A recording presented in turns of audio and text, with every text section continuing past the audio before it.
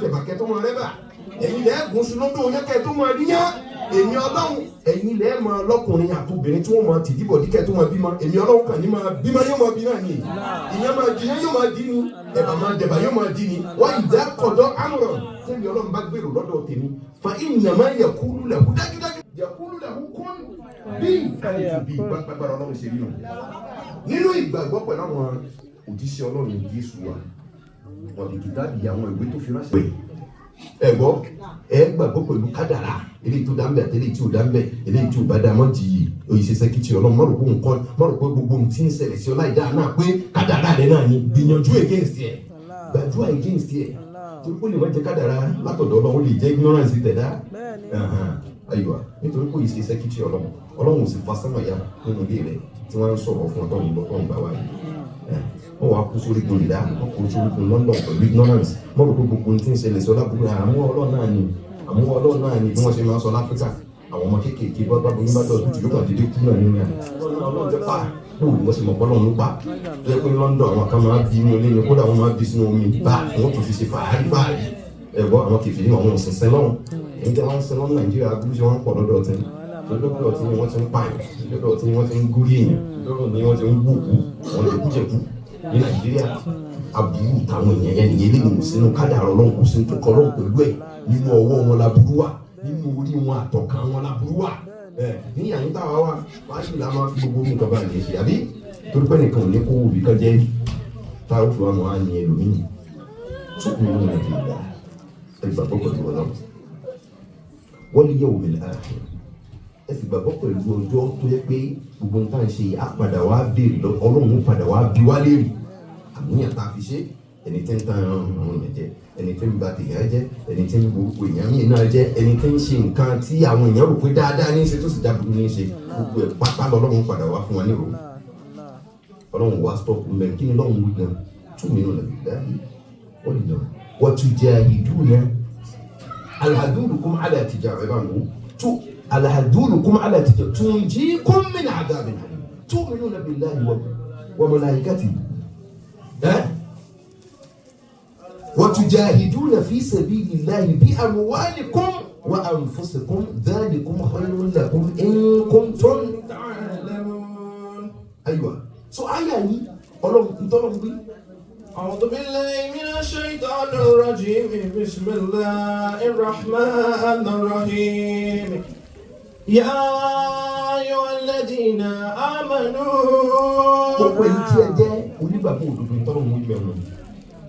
ألا أدلكم على تجارة ṣé ń júwe fún yín òwò kan tó wẹ́ pẹ́tẹ́ bá ṣe òwò kan tó wẹ́ pẹ́tẹ́ bá ṣe tunjikum min adhabin alim. tí ó máa mú ipò níbi ìwà ìyà ẹlẹ́tẹ̀ ilé ìwọ̀n náà tí ó mú ipò mẹ́.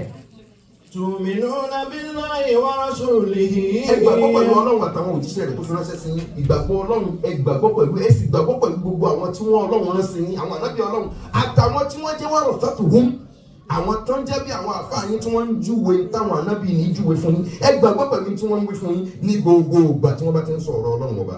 wa tujahiduna fi sabilillahi bi amwalikum wa anfusikum. ibi tá ti dúró nù àfáà thank you very much barakallahu fik ibi tá ti dúró nù nítorí àsìkò wa tujahiduna fi sabilillahi bi amwalikum wa anfusikum ẹ sì máa ṣe jáàdà ẹ máa strive ẹ máa gbìyànjú ẹ máa ṣalápàǹtètè ẹ máa sáré bí amwalikum wa anfusikum pẹ̀lú gbogbo ń tẹ́ nínú owó ní ọlá wa anfusikum àtẹ̀ní ara yín ibi tá a ti dúró nù thank you very much.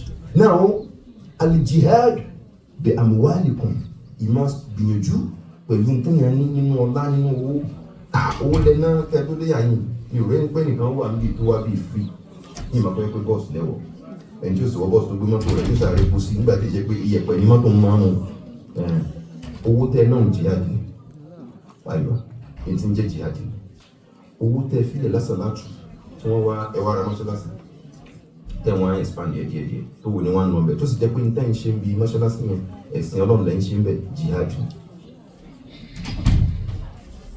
wa anfusikum àtẹ̀mí ara yín wọn ló fi jẹ́ pé eléyìí tí ń jẹ́ jihadu eléyìí tó ga jù pátápátá wọ́n wọ jihadu nafs. Only the opportunity for you to strive against your own soul to return that yourself and your soul to the worship of Allah. Intended jihad gbẹ̀gẹ̀. Gbogbo gbà téèyàn bá ń ṣe nǹkan tí ò dáa, ó mọ̀ pé n tó ń ṣe yìí, kì í ṣe tọ́lọ́run fẹ́ràn sínú àwọn tọ́lọ́ ní a máa ṣe lọ ṣe. Kọ́ wá bára rẹ̀ jà, ẹ̀gbọ́n, kò strive against your soul. Nígbà tó yẹ pé Ọlọ́run ọba ó dá àwọn ẹ̀dá rẹ̀, ẹ̀gbọ́n, ó dá wa dọ̀rí fún nílẹ̀, ó dá wa ká má pé ní pípé, ó dá wa ká máa lẹ̀ nínú lílẹ̀ nínú ìsàníyà wa. Nígbà tó yẹ pé Ọlọ́run wa dá wa báwọn Ọlọ́run ti wá mọ̀ pé bí òun ṣe dá wa nìyẹn.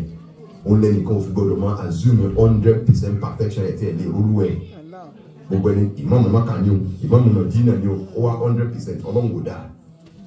Òun lànà bí wa sallallahu alaihi wasallam. Use your brain. Our religion is a religion of intelligence. Religion of brain ni. Bẹ́ẹ̀ kaba dé ní ìsìn tó ní ẹ̀wọ̀n mi ṣe wáyé o.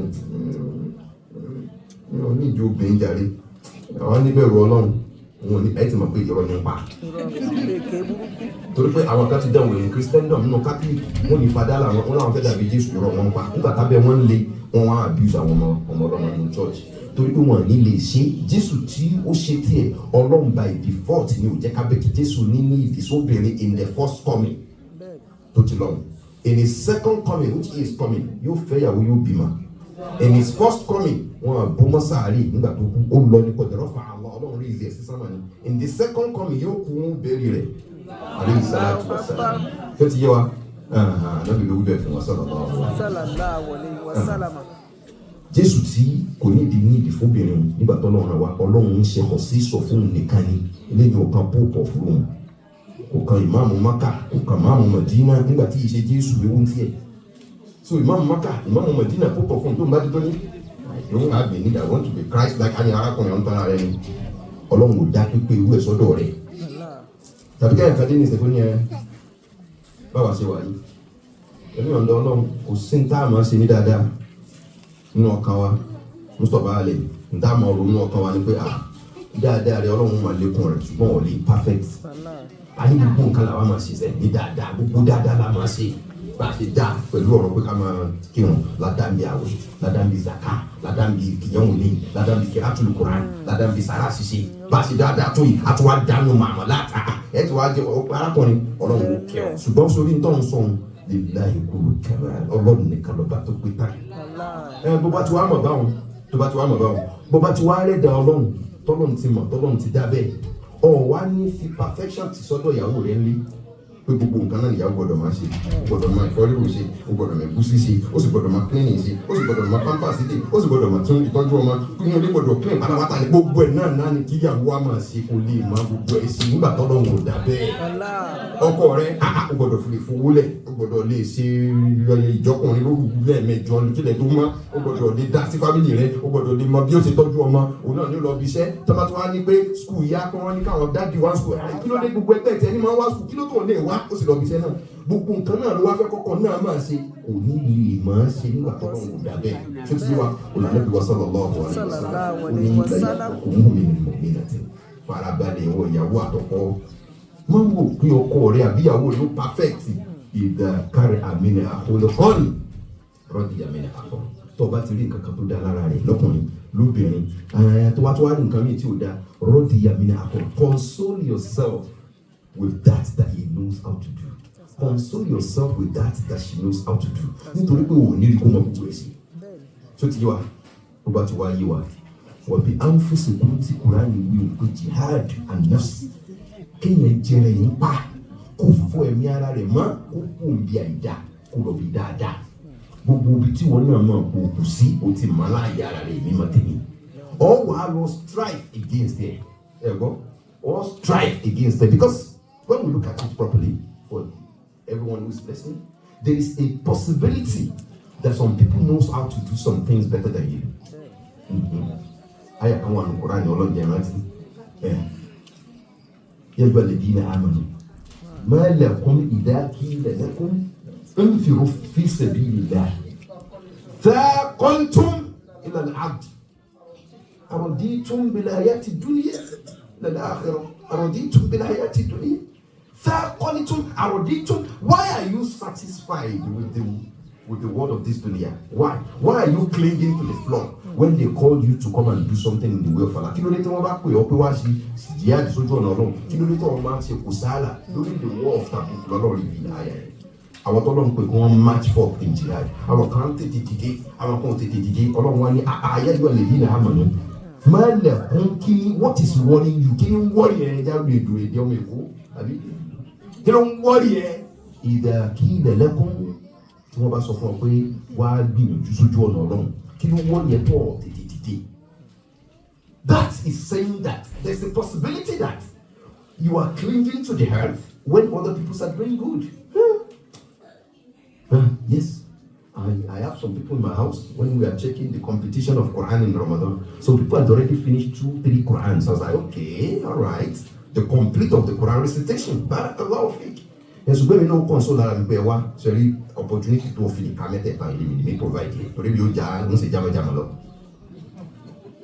So you will console yourself with what you know you can do and what you cannot do. But what is the point here? The point is what He alayhi salatu wasalam said. He said deep.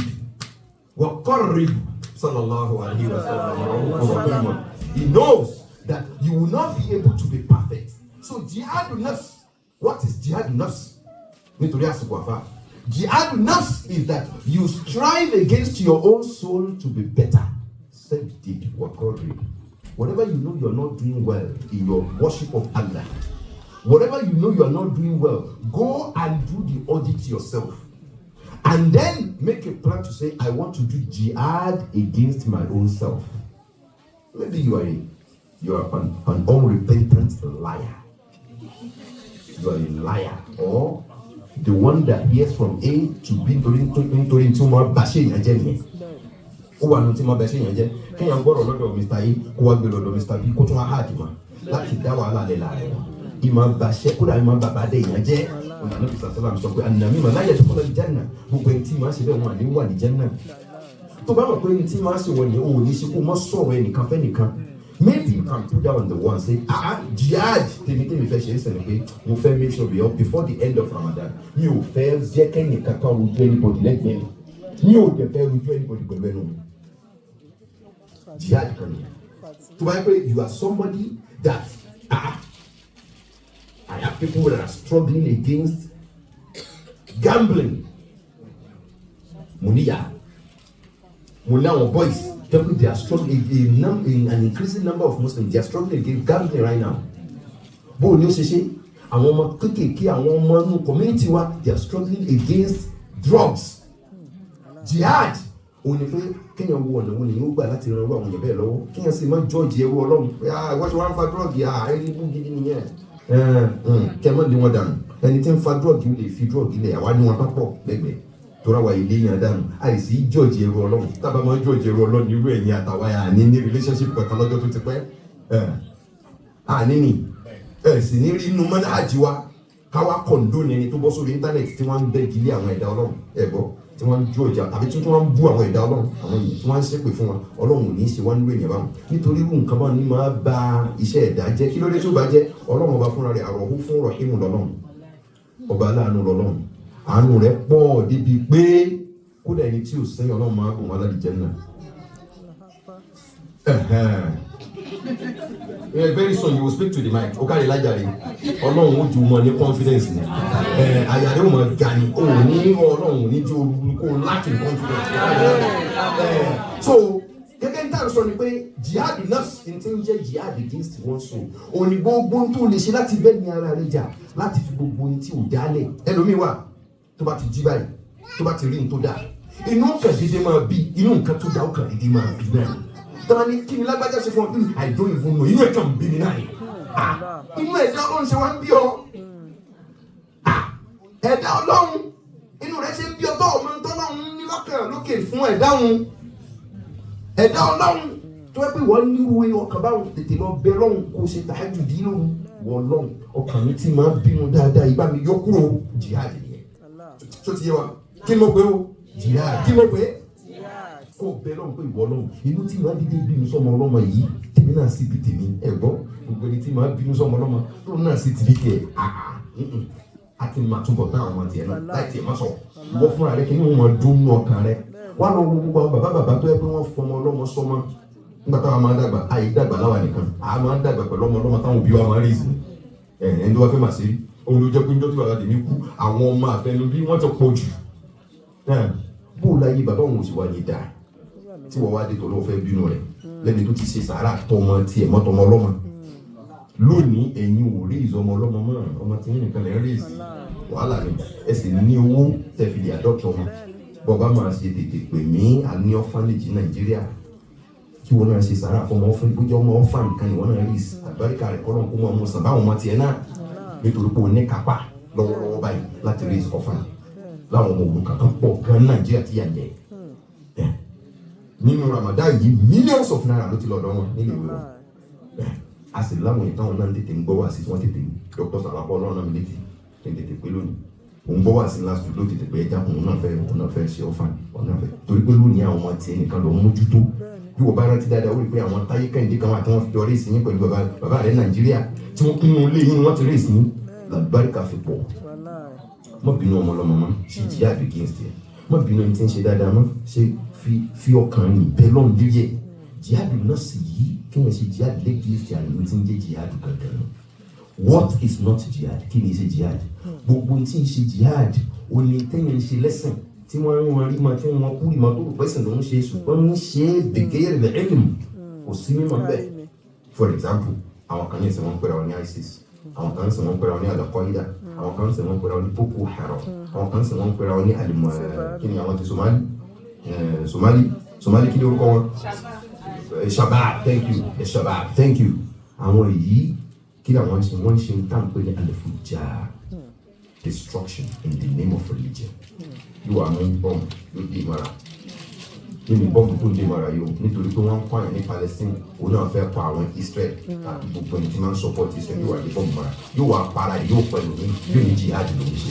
Áàdà lè ṣe eléyìí jìnnà lórí tá a fi mọ̀ torí pé Ọlọ́run ọba tó dá ẹ̀mí ó ṣe pípa ẹ̀mí léèwọ̀ ó sì equate kéèyàn pa ẹ̀mí kan ó ṣe é fàkà ànàmà qatala an-nasa jami'an gbígbà téèyàn pa gbogbo yẹn wọ́n mọ̀ ní àhíyá ẹni tó bá sí ibẹ̀mí kan fàkà ànàmà àhíyá an-nasa jami'an gbígbà téèyàn ti ṣe gbogbo yẹn ni so kéèyàn pa ní ìwọ ni it is a big sin kabir min al-kaba'ir ni nítorí bẹ́ẹ̀ jàmá mùsùlùmí kéèyàn máa ṣe al-fujjar destruction killing oneself destroying buildings bombing gbogbo léyìí máa ṣe jihad àwọn nǹkan tó tún tako òfin Ọlọ́run téèyàn rò pẹ́sìn ni tí ìṣe sẹ̀sẹ̀ in our personal life eléyìí náà ṣe jihad for example ẹni tó kú lé rẹ̀ tó ní tí n bá dé mọ́ṣáláṣí ní òní máa jẹ́ kí wọ́n pè mí ní owó lọ́wọ́ àwọn àgbà máa náwó fún wọn náà wọ́n máa gbà ní ọ̀sìn lẹ́yìn tó náà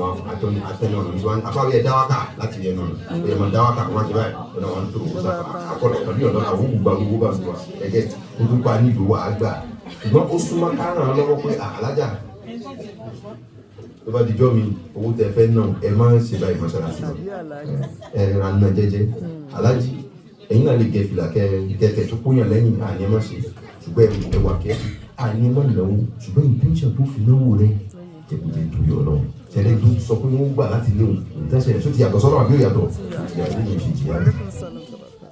eléyìí ṣe kí ni o gbogbo àwọn ọmọ dáàdì tẹ rí ẹ tètè kó wọn sẹ́gbẹ̀ẹ́ yẹn kárí láì Ọlọ́run gba ìwò wọn insha Allah barakallahu fi ṣẹtìrì gbogbo tó yàtọ̀ sí bọ́lọ̀ ṣe fẹ́ kẹ́ ẹ sìn ọ́n tẹ́ bá ti ṣe kì í ṣe jihad for example Ọlọ́run fẹ́ kẹ́ ẹ ka Suratul Fatiha abẹ́bá náà lónìí àbí bọ́ ọ bá forí kalẹ̀ bẹ́ẹ̀ pé ibi ìforí kalẹ̀ lọ ti ń ṣe Suratul Fatiha kó o káwọ́ million years Ọlọ́run ní ìdílé nínú ìṣe jihad má gbé sátidé fún Sunday nínú òfin Ọlọ́run bó láṣẹ wá máa ti ń jẹ́ jihad tá a máa ti ṣe jihad mímọ̀ láwàá ẹ̀gbọ́ ọ̀nà Ọlọ́run náà ó ti parí ìmọ̀ ó ní first hand aládìkiri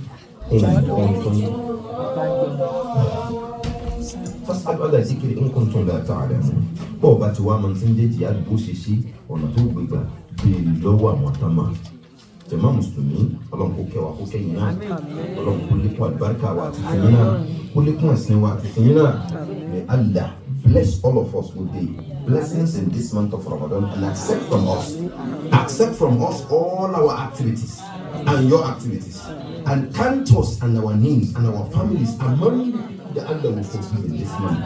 All our excesses, all our mistakes, all our sin, may Allah Ta'ala forgive all of us this month. We pray Allah subhanahu wa ta'ala to count you and myself among the people that will be the muttaqun in this month of Ramadan. Síbẹ̀ Ọlọ́run wa tó tún ga sí i. Tọ́pẹ́ gbogbo ń tà ń bá ṣe nítorí Ọlọ́run láti máa ṣe. Ọlọ́run kó dákun kó wọlá àníyàn tá a gbé wáyà yẹn tá a ń gbé kiri tá a tún máa gbé kiri Ọlọ́run dákun má bà níyàn wá jẹ́. Ọlọ́run dákun kàwá nú àwọn ẹrú rẹ̀ tí a mọ̀ torúkọ wa at the end of Ramadan torúkọ wọn mọ̀ jẹ́ al-mukhlisin àwọn tí wọ́n máa ṣe nǹkan torí tọ́lọ́run. Torúkọ wọn máa jẹ́ al-muttaqun àwọn tí wọ́n ń bẹ̀rù Ọlọ́run.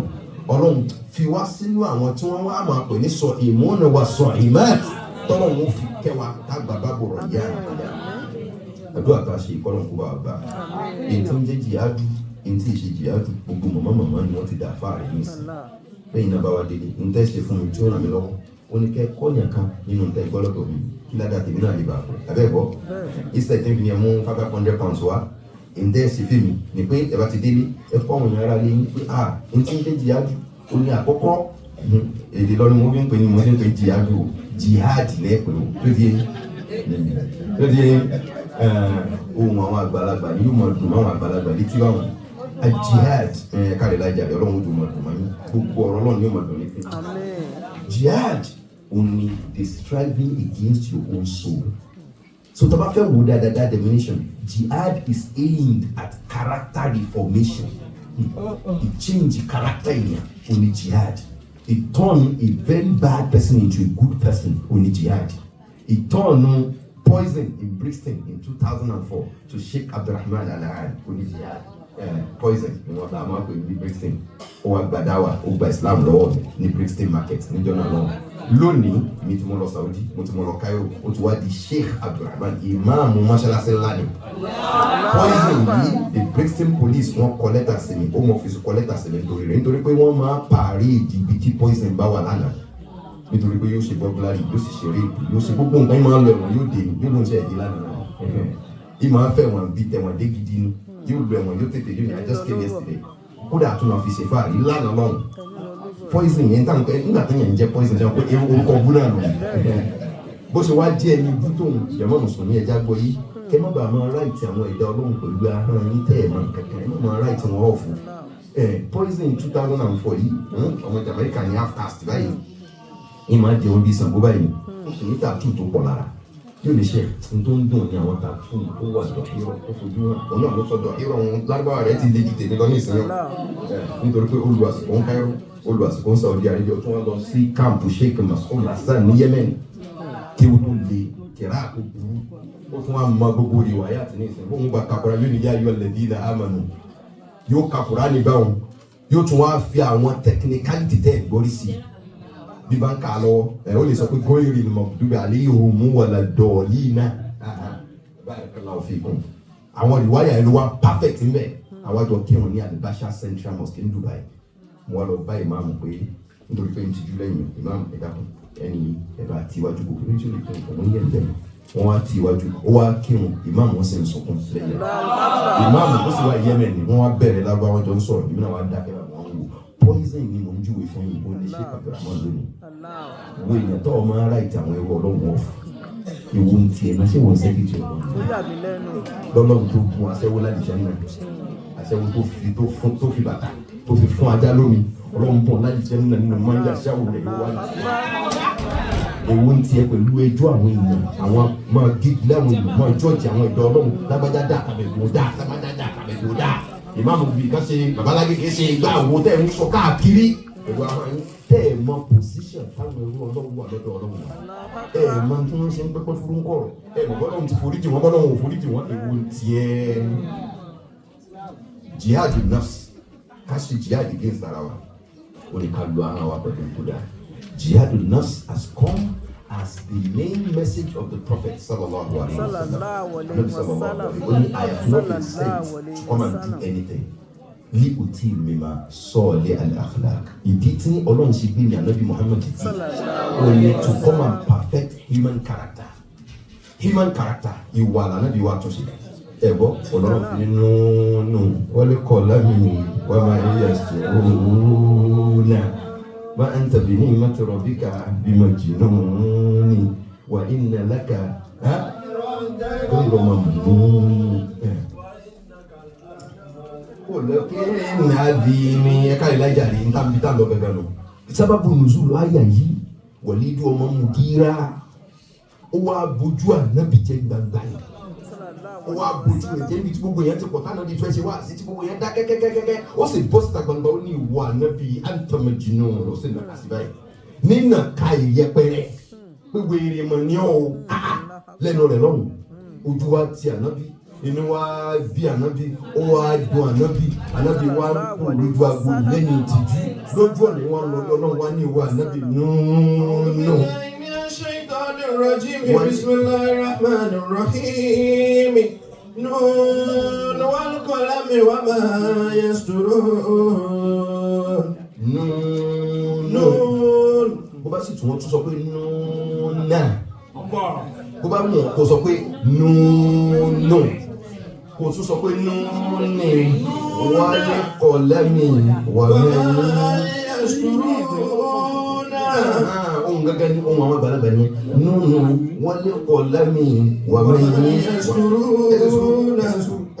ó ní reason tí mo ṣe ń ka báwọn Ọlọ́run dákun bá kẹ́ bàbá alájí àgbà nùnù wálé kọ̀lẹ́mì wà mẹ́rin yasturuna ma anta bi ni'mati rabbika bi majnun àṣẹ wà Ànábì àṣọ yìí ṣe wèrè rárá Ọlọ́run wa ń kọ̀ǹsó rẹ̀ lójú ọ̀nà pé ìwọ Ànábì orí máa ṣe wèrè ìwọ gangan ló ní wáyé mẹ́ka kí ni o wáyé mẹ́ka láàlá olùkẹ́ nàdí ìwà rẹ̀ ló dáa ju ìdí tá a ṣe gbé òdìdí nìyẹn gbogbo wa tí o bá wá dáa jẹ̀mọ́ mùsùlùmí gbogbo wa rẹ̀ tó bá mọ̀ kó burú gbogbo wa rẹ̀ tí o dáa ó wá jara rẹ̀ ń pa ó sọ wá ní dáadáa ní tí wọ́n ń pè ní jihad ṣó ti yé wa Ọlọ́run dákun lè gbà ṣe Ọlọ́run bá gbà lẹ́sẹ̀ gbogbo ní tí ò dá nínú ìgbésí ayé wa nínú ìdí èèyàn wa nínú personality wa nínú ẹ̀sìn wa Ọlọ́run dákun wọ́n lánà oṣù tá a wà yí bá wa sọ gbogbo èyí dáadáa ṣe wá lẹ́rú tí ó jẹ nìyẹn ṣe wá lẹ́rú tí ó máa sìn ọ́ dáadáa ní kọ̀rọ̀ wa ní gbangba wa Ọlọ́run dákun fọ̀ wá má ní fífọ̀ má láti sánmà tá a dẹrù Ọlọ́run complete tá a ní lẹ́sẹ̀ kankan gbogbo ìgbà kí ìgbà tá a máa ń jẹ́rú Ọlọ́run ṣe wá ní ẹni tí ó máa rántí Ọlọ́run níbẹ̀rù Ọlọ́run tí ahọ́n wa ó máa da ahọ́n àṣẹ lọ sí sánmà lọ́dọ̀ Ọlọ́run tí ìjókòó wa tọ́lọ́run máa recognize wa pẹ̀lú gbogbo tá à ń ṣe àwọn àdìkáàrù tá a máa ṣe gbọ́ dáadáa jàmá mùsùlùmí bọ́ bá jẹ́ni tó wà tó ìrántí Ọlọ́run tó yìí ní nǹkan kan tó o máa ń jẹ ní wúyéwúyé mọ̀ pé òkú jù bẹ́ẹ̀ tẹ̀ lásán ìyẹn máa pe Ọlọ́run ní pẹ̀lú àmì rẹ̀ ọ̀wọ́ àmọ̀ nǹkan kan máa sọ báyìí láyé bàbá nìkan ọmọ nǹkan kan máa sọ pé Allahu Akbar nìkan èyàn máa ṣe kí ni èyàn máa fẹnu rẹ̀ pe Ọlọ́run ni. The only way God can love you is by remembering that God. When you remember Him, He said, when you remember me in a small time, I will remember you in a longer time. When you remember me in a small gathering, I will remember you in a better gathering, the gathering of the angels. When you walk towards me, I will run towards you. That is Allah. You do not give anything to Allah without giving something back. The people that when they remember Allah, when they are standing, when they are relaxing, when they are doing ruku, whatever they are doing, they remember Allah. Even in their sleep, even in their waking up, they are always remembering Allah.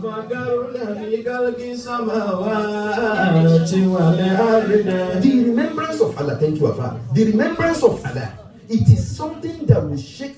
In the hadith of the Prophet he said, Allah will boast of a group of people gathering in the house of Allah doing dhikr. The scholars, they say they are reciting Quran. Reciting Quran is not the only dhikr. Wala dhikrullahi akbar. To do a lecture that translates the Quran and the Sunnah for us is dhikr. To read the Quran is dhikr. To say la ilaha illallah is dhikr. All these are ways of remembering Allah. Gbogbo ẹnikẹ́ni tó bá ti wà nínú ẹni máa rántí Ọlọ́run fúnra rẹ̀ ó rántí rẹ̀ Ọlọ́run tó wá fẹ́ràn rẹ̀ Ọlọ́run dákun kó fẹ́ràn wa Ọlọ́run kó fi ìfẹ́ rẹ̀ kó fi yí wa kó Ọlọ́run bá ti wá fẹ́ràn rẹ̀ ó rí i pé ìmọ̀ sinú ń rọrùn fún ọ. Kọ́ńtún fìlà ìwọ jẹ́ pé ẹ̀sìn difficult fún ọ ẹ̀wọ́ ló máa sọ fọ́nà máa ṣe la ilaha illallah subhanaka inni kuntu minadh dhalimin máa ṣe tó pọ̀ ó rí i pé ọ̀rọ̀ rẹ̀ ó máa change ẹ̀sìn Ọlọ́run máa rọrùn fún wọn náà ẹlòmíì jí bá ṣùgbọ́n For example, difficult for láti jí fásùbà. Very difficult. Now, Oda, inshallah. Kílódé, why not? Inshallah. Ọlọ́run jẹ́ máa ṣe dáadáa. Barakallahu fi. Kílódé? Alhadulukum ala tijaratin tunjikum min adhabin alim tájú fún ọ. Ó ní pé jihad tá ṣe bi amwalikum wa anfusikum lọ́lọ́run. Yàbí? Bi amwalikum wa anfusikum. Some people they find it difficult to pray Fajr in the morning. I'm not judging the one who cannot pray, wake up for Fajr in the morning. What I'm saying to you is that you can do it. The one who does not wake up for Fajr in the morning is missing out a lot. You can do it. There are some people they cannot do without lying. Well, why you can do it without lying? Because your tongue would account for whatever they say. There are some people they can't do without. Some Muslims are still drinking alcohol. Right? They do not recognize that drinking anything alcohol is God, their creator, that has made it haram, impermissible to drink. Some people are still eating the meat of pork, and they can eat chicken, turkey, and meat, and cows, and all that. They do not know that it is the God Almighty who has the power to say, do not eat it and don't eat it. They have difficulty in observing the boundaries of Allah. There are a lot of Muslims, but what we are here to say is that jihad against your own soul is striving to remove yourself from anything sinful, anything that has been identified as a sin. Remove yourself from it. You find it difficult. Do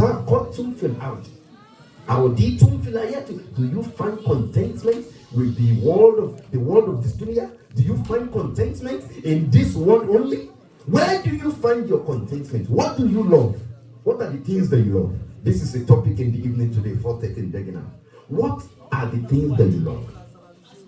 I don't want to open that one, but the message in that place is make sure you do the rating of what you love. Some people they love their cars. Some people love their house garments, the nice clothes. But I love my fashion. I don't play down with my fashion. In fact, I make passive money from my fashion. I do some expensive blazers from some high-level CEO of FTSE 100 companies because I know how to do it. It's a passion. Huh? But what do you love? How do you rate what you love? You are allowed to love your mansions and your Benzes and your fashion and whatever you want to love. You are allowed to love your children. You are allowed to love whatever you want to love. In as much as you make sure that your love for Allah is higher than any other thing, you are fine. But when you love anything and your love for that thing is so much that your love for Allah is small, that is a sign that you are not there yet, my brothers and sisters. I want you to take all this away. How can I pump up the love of Allah in my heart? How can I make sure that the love of Allah is number one in my heart? How can I make sure that whatever Allah has given me as boundaries, I do not move beyond those boundaries? When Allah talk about Arido, Aroditum fil hayati dunya. Aroditum Arido is contentment. Aroditum, you must make sure you get to a level where you can say, Raditu billahi rabbah, wa bil islam dinya, wa bi Muhammadin nabiyyan rasula. Don't find contentment in anything apart from Allah. Umar radiyallahu anhu, when he alayhi salatu wasalam was testing his contentment, his happiness, he was saying he loves this and that. And he alayhi salatu wasalam made him understand, you must love me and Allah and myself more than yourself. That is when you believe. My brothers and sisters, before we finish, because of time, make sure that you do not love anything more than Allah. When you love Allah first, and you pump your love for Allah first, then all the activities for you to obey Allah will be easy. When you love Allah first, you will find out that you will set alarm for your Fajr prayer in the morning. You will pray. When you love Allah first, you will take money out of your money and you spend in the way of Allah. When you love Allah first, you make sure that all your kids, they know how to read the Quran properly. When you love Allah first, wallahi, you will fast. Not just Ramadan. When Ramadan finishes, wallahi, you will fast Mondays and Thursdays. When you love Allah first, wallahi, you will spend money on your parents. Do you find contentment with this dunya? This world This world that when you compare it with the akhirah, wallahi, it is too insignificant. That is what Allah is saying there. This world that you are contended with, wallahi, wama la hayatu dunya illa mata'. Kò sí nǹkan kan nínú ayé yìí, ayé tó jẹ́ pé máa tètè tán ni. Kò lo 120 years, 150 years, ó ń tètè tán. Innama dunya khayal. Gbogbo tí ń wà nínú ayé gbogbo ẹ̀ ní ó padà tán. Gbogbo tí ń wà nínú ayé tùbúùsù ni. Ìmọ̀ padà yóò fẹ́ lọ báyìí. Gbogbo wa sì ré bóyá afẹ́ o, akọ, we are coming back to that state of silence. Tá a ní lè sọ̀rọ̀ níwọ̀n bí ọ̀rẹ́ alájọ ọmọ sọ̀rọ̀ tó lè mọ̀. Nítorí pé ayé tá à ń sọ iṣẹ́ ẹ̀ gbọ́ ilé ayé tá à ń sọ iṣẹ́ bí ilé kan tá a lè kọ́ tí ò ní foundation iṣẹ́. Ó sì dàbí kíní kọ́gbẹ́gùn náà ni kíní kan bí spider cobweb ẹ̀ gbọ́. Tẹ́bá ti fọwọ́ fẹ́ báyìí tàbí tẹ́bá ti fẹ́ pín inú ilé ẹ̀ gbọ́ ẹ̀ ti ẹ̀ rí pé fọdà ló ti lọ náà nìyẹn ẹ̀ gbọ́ bẹ́ẹ̀ bá ti wàá mọ̀ ní àwa lọ University of Ilorin lọ. This is my senior colleague from University of Ilorin. Mo wá lọ ṣe ziyara ní December tó lọ yìí. Mo lọ sí mini campus. Mo wá rí pé mini campus wà láì tẹ́ bá mi yàn bíbẹ̀ àwọn ọmọ mi wọ́n ní Dad, where is your school? Mo ní wà láì I can't find it. You went to mini campus àbí? Mini campus wà láì kò sí nǹkan kan bẹ́ẹ̀ mọ́ ó ti dáwóró. Lè mọ̀ pa kí wọ́n mi ní mini campus mosque. Ìdí mi ti máa ṣe wá sí dáàbò máa ṣe gbogbo program tí mo ti máa kọ́ ọ́ tutorial. Ẹ̀yin ò sí bẹ̀ mọ́. Mo ní mini campus táwa ti kọ́ ECN 101 macroeconomics ló ti wá di àwọn ọmọ mi òun ní Dad, but where's your university? Mo ní níbi nínú eléyìí ò ṣe fi yẹn ní àti university. Àyà lọ sí permanent site. Pé ẹ̀yẹ́ tẹ̀ máa mọ̀ mi yàn wá pé wọ́n lọ lé wo bí táwọn náà ti ṣe university. Nígbà bá débẹ̀ kò sẹ́yìn ẹ̀gbẹ̀ mọ́ wọ́n ti sọ bẹ́ẹ̀ ní kí wọ́n ti pa bẹ̀ tì. Bẹ́ẹ̀ náà láyé ìbọn wọlé bí aláǹtakùn kò ní pẹ́ tán mọ́. Tó bá ti wá mọ̀ kó kò ní pẹ́ tán ọmọ ìyá mi ti ń gbọ́ mi. Make the love of Allah the number one. Find contentment in Allah. Raditum billahi rabba wa bil islam dina wa bil muhammad nabiyyan wa rasula. Adkar tá a máa sọ lórí ara wa ni. Náà kàdí tí wọ́n ní bá sọ láàrin ìgbà tí wọ́n pe ìkọ́mà tí wọ́n pe àdán àti kọ́mà. Náà kàdí gidi ní lásùbà. Kí ẹ máa sọ pé raditum billahi rabba ìwọ Ọlọ́run. I find contentment with you, O Allah. Wa bil islam dina. I find contentment in Islam as my religion. Wabil Muhammad Nabi wa Rasulullah. In all the sunnah of your prophet, I find contentment in it. As a statement, it gives your heart, your mindset, the sweetness of faith and accepting God as your guide in this world. I pray Allah subhanahu wa ta'ala to accept this from us as an act of ibadah. It is something that will sink in our understanding, something that will sink in our understanding that will translate into beneficial actions for us. Innahu waliyyu qadiru ala dhalik. Allah ta'ala has power to do all this. Based on that, gbogbo ẹ̀yin mama mama àti bàbá bàbá tó bá tẹ̀lé wáyà yìí tí a fa lọ́wọ́ ọ̀rọ̀ ó tí wọ́n fi ìdí náà mi. Nínú mi tó nígbà tó jẹ́ pé inú mi máa ń dùn tí n bá rí jọ mùsùlùmí tí wọ́n ń pọ̀ sí inú tèmi dùn ká máa túká ìbùsùn náà tèmi tẹ̀tí máa tipẹ́tipẹ́ ni inú mi sì dùn kí n máa wà níbi tí nǹkan ti ń túká tàbí tí nǹkan ti ń bàjẹ́ ẹ gbọ́ kí ló kọ àfáà mi báwo gbogbo ìgbà tó bá rí mi ní òun rántí ìbò kan tí mo sọ ń dọ́kan pé I love expansion but I do not like division. There's a difference between the two. Kẹ́ máa pọ̀ sí kẹ́ máa expand ó yàtọ̀ sí kẹ́ máa túká because in division there is problem. Al-ikhtilaf ash-sha'r. This is the statement that is popular among the Salaf. Al-ikhtilaf kẹ́yìn máa ṣe fáńfà àbúrú bẹ́ẹ̀ ni máa dá wàhálà rẹ̀. Kẹ́yìn bá a máa pọ̀ sí kẹ́yìn máa rẹ̀ sí ní tí ń jẹ́ jihad. O ní kẹ́yìn máa pèpè sójú ọ̀nà Ọlọ́run. Kẹ́yìn máa jẹ́ nígbà mo sọ fún yín ní tó gbogbo ń tẹ́ ẹ̀kọ́ kí ni kẹ́ ṣe tẹ́ bá délé ẹ̀kọ́ yàn míì kí ládàá tèmi náà lè bà pọ̀ èmi náà gba ládàá tèmi náà tún multiply nǹkan pé dáwà ni kẹ́yìn á pèyàn sójú ọ̀nà Ọlọ́run. Ọ̀ ń pọ̀ síbi tó ti gbọ́rọ̀ Ọlọ́run pẹ̀lú mí náà mẹ́lòó mi lọ́wọ́ wọ́n dá nìkan wá pẹ̀lú mí so that you increase your membership in doing good together. So that you do what? You increase your membership in doing good together. Ẹ máa pọ̀ tẹ́jọ́ máa ṣe dáadáa. Ọ̀pọ̀ ló máa sọ ọ́ di kí àwọn tí wọ́n wà lẹ́gbẹ̀ẹ́ rẹ̀ àwọn oúnjẹ ní tí wọ́n náà ń ṣe dáadáa. O gbọ́dọ̀ Ọlọ́run tán. You have just listened to the word of God.